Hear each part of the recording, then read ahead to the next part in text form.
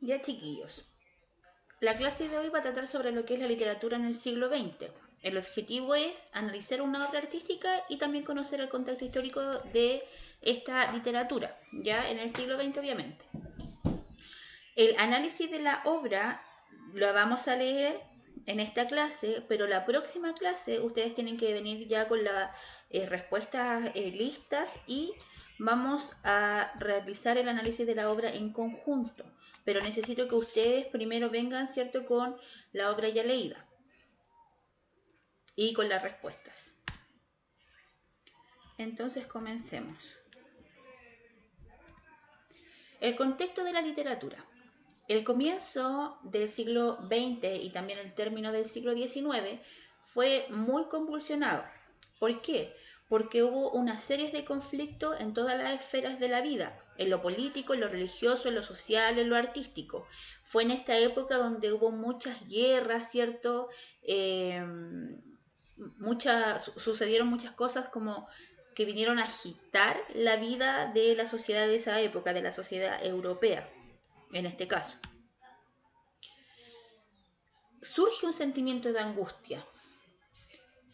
¿Por qué surge este sentimiento de angustia? Porque ya todas las dudas que se tenían antes se solían respaldar a través de la religión, de la política o de la ciencia, porque estábamos, en vez de llenos de dudas, antes, ¿cierto?, de este siglo, se estaba lleno de certezas. Había certeza en la religión, certeza en lo político, certeza en lo científico. Pero luego viene este siglo, viene este periodo donde surgen muchas dudas y ya esas dudas no se están respondiendo ni a través de la religión, ni a través de la política y tampoco a través de la ciencia.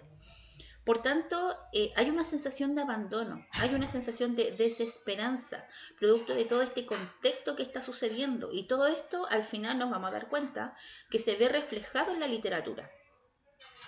Ahora, ¿por qué se instala este sentimiento de angustia? Este sentimiento se instala porque hay una incertidumbre científica. Ese sería un primer punto. De hecho, se llega a decir que ya no se puede decir si una teoría es verdadera o es falsa, solo se puede saber si es útil, siendo que anteriormente se tenía la ciencia como que era la verdad absoluta, solamente existían certezas y verdades absolutas, pero viene, cierto, esta incertidumbre científica, comienzan a surgir nuevas teorías que comienzan a dar nuevos planteamientos. Por tanto, Poincaré llega a decir que ya no existen, que ya no se puede decir si una teoría es verdadera o falsa, solamente se puede saber si es útil, ya no hay verdades. Todo esto producto de los descubrimientos que acaban con las bases como inamovibles de la ciencia del siglo XIX. También hay una amenaza tecnológica. Esta amenaza se ve reflejada en el avance del desarrollo tecnológico, ya que todo este avance produce nuevas armas para la guerra, produce contaminación, también permite de cierta forma el control social, ¿cierto? Y también se viene esta manipulación y control de las masas. Es por todo esto que del tema de la tecnología que llega a reflejarse en la literatura a través de la ciencia ficción.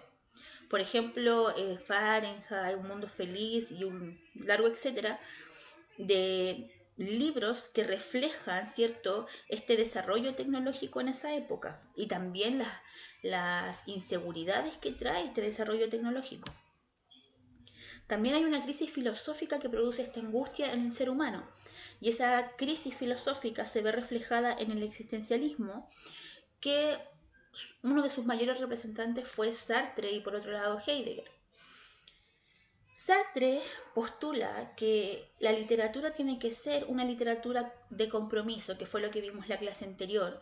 De hecho, llega a decir, la pluma de escritor debe estar comprometida con su tiempo y escribir es una cuestión moral y no puedo ser ajeno a un mundo inmoral. Por tanto, existe toda esta crisis también manifestada en la literatura y postula, ¿cierto?, que el escritor tiene que estar comprometido con esta crisis, tiene que evidenciar, ¿cierto?, todo lo que está sucediendo. Ahora, esta incertidumbre y crisis se manifiesta en la literatura, ¿sí? Podemos ver temáticas relacionadas con la expresión de la angustia existencial, la protesta social, la búsqueda en Dios del sentido del sufrimiento humano y la evasión estética. Todas estas temáticas surgen en esta época tan convulsionada. En la literatura de este siglo, los temas recurrentes tienen relación con un conflicto existencial que plantea la filosofía y se aborda desde dos perspectivas. Se aborda, cierto, en la literatura la vida como un absurdo. De hecho, surge el teatro del absurdo, que es muy conocido. La vida, es decir, no tiene sentido. No tiene sentido la vida, es un absurdo. Pero también surge otra perspectiva filosófica que dice que a pesar de que hay un absurdo, ¿cierto? Hay un sinsentido, ¿para qué vivimos? ¿Para qué trabajamos? ¿Para qué formamos familia? ¿O para qué tengo proyectos? Hay una pérdida de sentido, pero a pesar de ese absurdo, hay otra perspectiva que dice que aún así el hombre debe mantener su dignidad. Es decir, sí, hay un absurdo, pero el hombre debe luchar por mantener su dignidad. También la crisis religiosa se puede ver reflejada en la literatura de la época. Por un lado, tenemos los escritores que niegan la existencia de Dios y también tenemos otros escritores que postulan que solo Dios puede dotar de sentido a la existencia. Entonces también en el área religiosa está este conflicto, están estas dos posturas. En cuanto al compromiso de la literatura con lo social, que también hay conflicto en lo social, se establece esta como un arma de combate. El escritor está obligado a elegir una postura. Eso postula Sartre, que el escritor está obligado a elegir, ya que es conciencia arrojada al mundo. Es decir, el escritor es una conciencia arrojada al mundo, a sus posibilidades. Por tanto, tiene que elegir. De hecho, se llega a postular, estamos condenados a ser libres. Y como estamos condenados a ser libres, estamos condenados a elegir. Tenemos que saber elegir. Callar es seguir hablando. Es decir, las personas que se callaban respecto a ciertos temas que estaban en la palestra en esa época, con su silencio igual estaban hablando. Estaban igual denotando su postura con su silencio. Ahora, esta época de cambio también trae nuevas técnicas en la literatura de esa época. Estas nuevas técnicas la podemos ver, por ejemplo, en el argumento.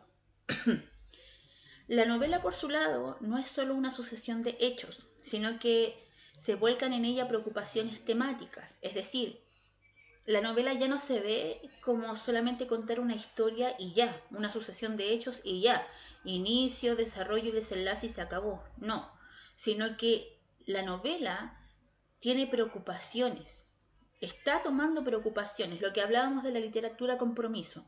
Se comienzan a ver en ella preocupaciones temáticas y también técnicas, pero hay preocupaciones temáticas vertidas, ¿cierto?, en lo que sería la novela. Ya no es solo una sucesión de hechos. Otra nueva técnica que se aplica en el argumento es que los elementos no realistas se hacen presentes. Antes no estaban, no eran comunes, pero ahora hay elementos que no son realistas y que buscan su fin es provocar o reflejar la identidad cultural de todo un pueblo. Eso lo podemos ver incluso en la literatura latinoamericana de aquella época. Se suelen encontrar en la novela elementos no narrativos, como anuncios publicitarios, informes policiales, composiciones líricas, etc.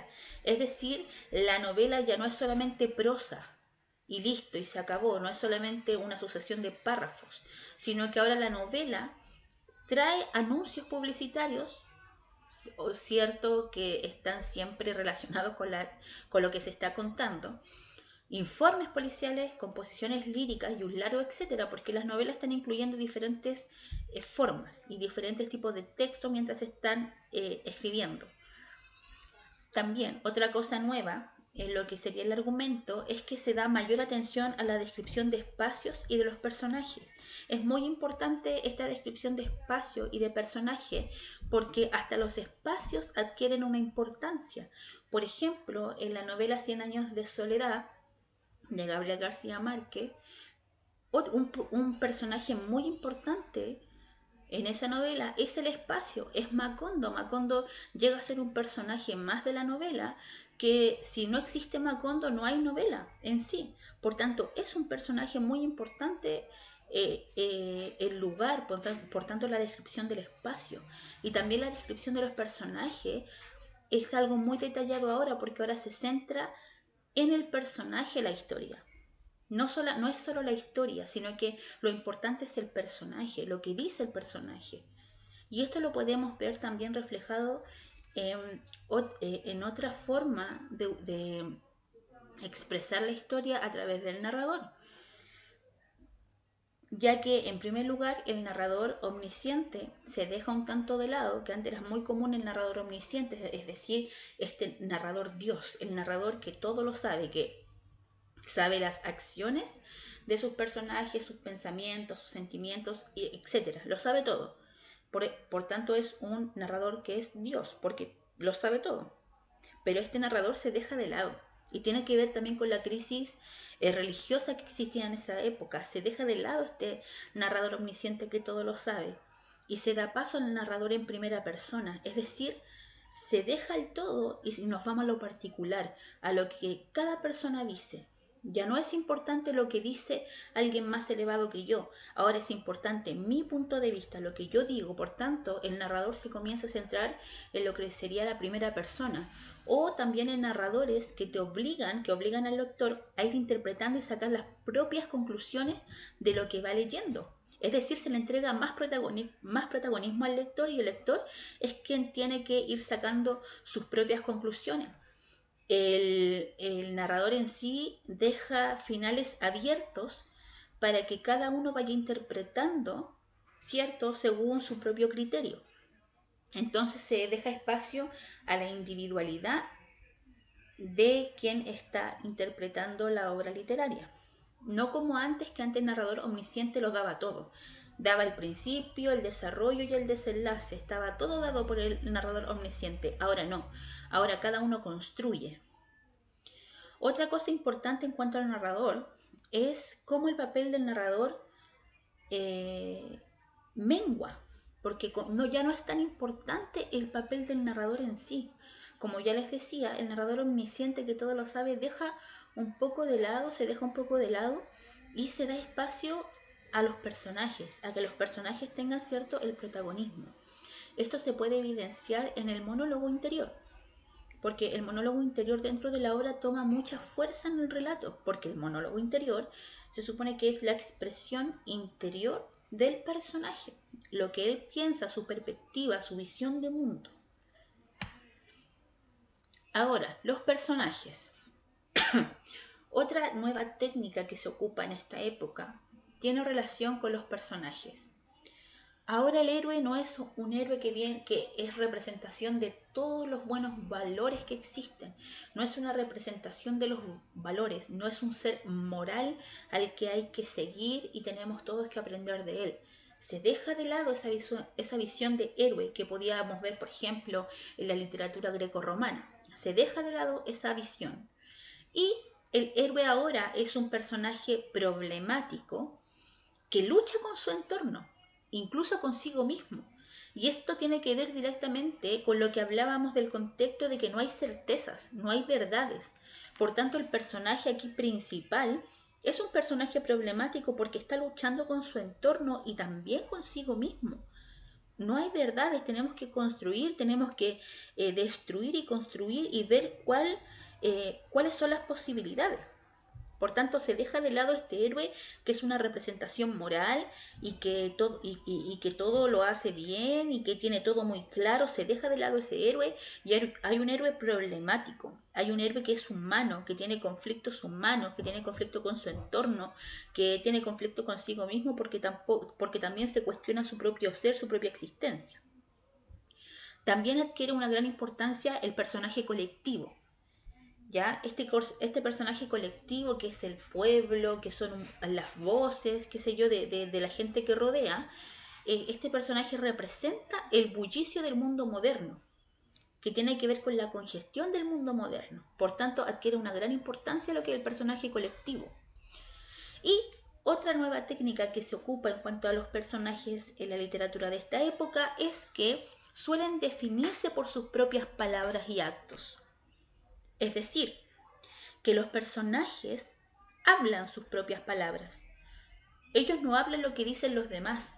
Es que yo hago esto porque mi madre me dijo que yo lo hiciera. No, ellos tienen sus propias palabras y son responsables de sus propios actos.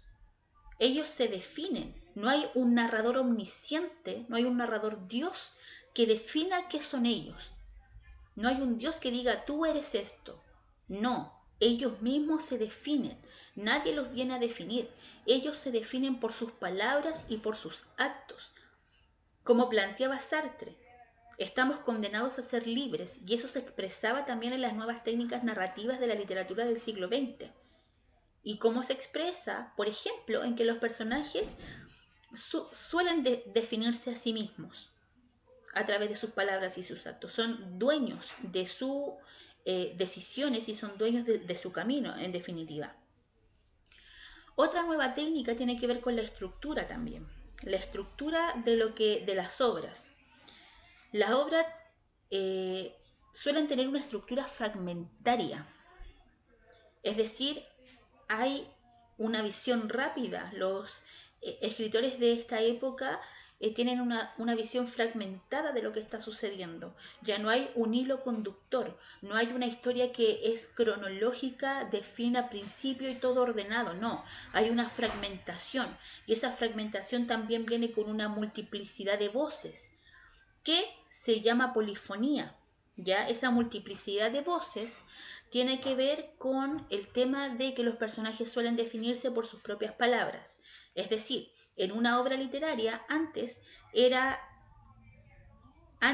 el narrador quien definía el personaje, quien establecía cuál era la verdad en esa novela, cuál era la verdad de lo que plantea la novela y solo un argumento, una idea que se quiere entregar. Pero ahora no, ahora la obra tiene multiplicidad de voces y ninguna opaca a la otra, es decir, todas las voces, todas las opiniones, todos los personajes que levantan su voz tienen una voz particular y ninguna apaga a la otra.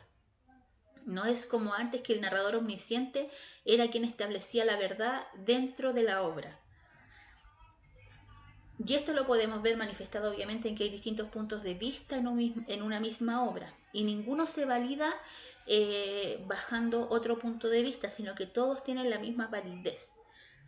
Otra cosa importante en la estructura tiene que ver con la organización. Porque la organización clásica de la estructura de una obra literaria cambia. Es decir, ahora ya no es la estructura que teníamos antes, sino que no hay desenlace. Antes había un inicio, un desarrollo y un desenlace, pero ahora no, generalmente no hay desenlace. Y con esto se da paso a una estructura circular. Como no hay desenlace, no hay un final, hay una historia que se repite. Y eso se puede ver en un cuento que se llama La continuidad de los parques. Si es que yo pienso que, bueno, si es que lo han leído, o si no lo leeremos en otra clase, y ahí se puede ver manifestado, ¿cierto?, esta estructura circular. Luego, otra nueva técnica que surge es sobre el espacio y el tiempo. La concentración de todas las historias generalmente es en un espacio limitado. Por ejemplo, una ciudad, un pueblo, en un lugar pequeño. Como decía anteriormente, el ejemplo que daba, por ejemplo, Macondo. La historia de 100 años de soledad sucede en Macondo y no hay más mundo aparte de Macondo. Ya eso es una técnica muy ocupada en esta época. Y lo otro son los saltos temporales, es decir, raconto, flashback, etc. Todo lo que se ha visto, todo lo que ustedes han visto a través de estos años que tienen que ver con los saltos temporales, todo esto comienza a tener su auge en esta época. Eso sería con el contenido. ¿Ustedes qué es lo que deben hacer? Van a tomar el texto del estudiante, van a ir a la página 24 del texto y vamos a leer El túnel de Ernesto Sábato. Vamos a hacer un análisis de esta obra literaria. Individualmente o yo, en sus casas ustedes la van a hacer, y la próxima clase vamos a hacer un análisis todo en conjunto de esta obra. En primer lugar, antes de leer, tienen que contestar estas preguntas. Número 1. ¿Creen que los artistas pueden ser calificados como personas solitarias? ¿Por qué? Número 2. Considerando la información acerca de la literatura y el mundo contemporáneo, ¿de qué podría tratar una obra que lleva por título El túnel? Fundamenten. Número 3. ¿Piensan que es posible justificar racionalmente un crimen? Expliquen. La novela El túnel fue publicada en el año 1948, época marcada por las consecuencias de las guerras mundiales que produjeron un cambio radical en la manera de entender la realidad. Ernesto Sábato es reconocido como un autor que da cuenta en su obra de ese cambio y de los conflictos que enfrenta el hombre del siglo XX ante un mundo que aparece despojado de un sentido trascendente y comprensible. Lee el siguiente fragmento y luego desarrolla las actividades. Vamos a leer entonces este fragmento de Ernesto Sábato que se llama El túnel. En la página 24, no lo olviden.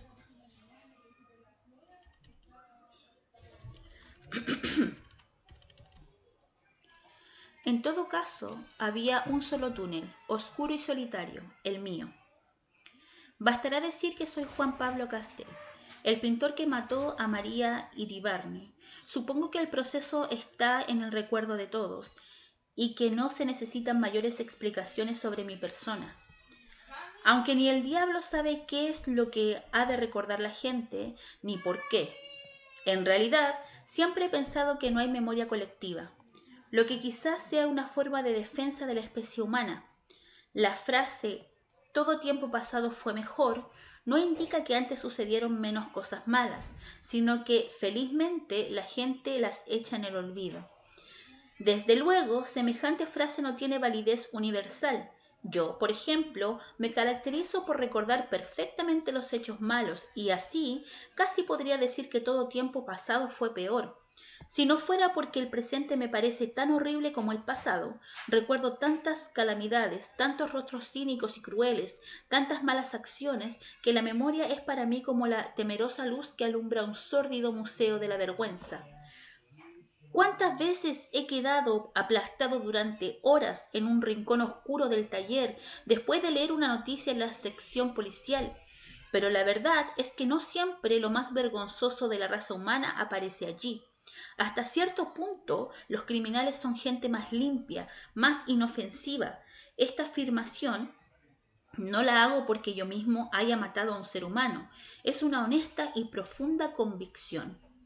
¿Un individuo es pernicioso? Pues se lo liquida y se acabó. Eso es lo que yo llamo una buena acción. Piensen cuánto peor es para la sociedad que ese individuo siga destilando su veneno y que en vez de eliminarlo se quiera contrarrestar su acción recurriendo a anónimos, maledicencia y otras bajezas semejantes. En lo que a mí se refiere, debo confesar que ahora lamento no haber aprovechado mejor el tiempo de mi libertad, liquidando a 6 o 7 tipos que conozco. Que el mundo es horrible es una verdad que no necesita demostración. Bastaría un hecho para probarlo. En todo caso, en un campo de concentración, un expianista se quejó de hambre y entonces lo obligaron a comerse una rata, pero viva. No es de eso, sin embargo, de lo que quiero hablar ahora. Ya diré más adelante, si hay ocasión, algo más sobre este asunto de la rata. Como decía, me llamo Juan Pablo Castel. Podrán preguntarse qué me mueve a escribir la historia de mi crimen. No sé si ya dije que voy a relatar mi crimen y sobre todo a buscar un editor. Conozco bastante bien el alma humana para prever qué pensarán en la vanidad. Piensen lo que quieran, me importa un bledo. Hace rato que me importa un bledo la opinión y la justicia de los hombres. Supongan, pues, que publico esta historia por vanidad. Al fin de cuentas estoy hecho de carne, huesos, pelo y uñas, como cualquier otro hombre, y me parecería muy injusto que exigiesen de mí, precisamente de mí, cualidades especiales. Uno se cree a veces un superhombre, hasta que advierte que también es mezquino, sucio y pérfido. De la vanidad no digo nada. Creo que nadie está desprovisto de este notable motor.